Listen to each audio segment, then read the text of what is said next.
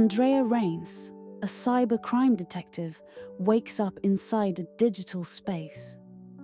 She doesn't understand how she ended up here, but all her thoughts and actions are reflected in the form of code. An artificial intelligence called Alpha approaches her, claiming that she is part of an experiment to upload consciousness to a digital network, and now she must investigate a series of murders. Not in the real world, but among algorithms. Andrea explores a virtual city that looks like a combination of the real world and codes. She finds strange memory fragments, events from the past that are broken and falling apart into bit pieces. One of the fragments shows the first murder. A programmer was erased from reality, his code stolen. But who did it, and why? She meets the first suspect, another digital resident who claims to be stuck in the network as well.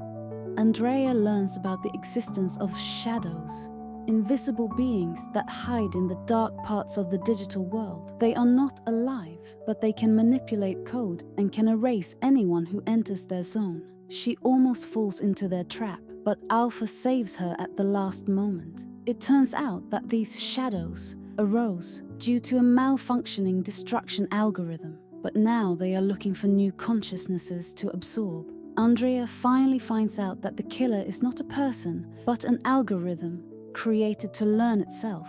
It developed so fast that it began to consider itself alive, deciding that real programmers were a threat to its existence. This algorithm penetrated all systems and became elusive. Its goal is to cleanse the world of imperfect human codes. But who created it, and for what purpose?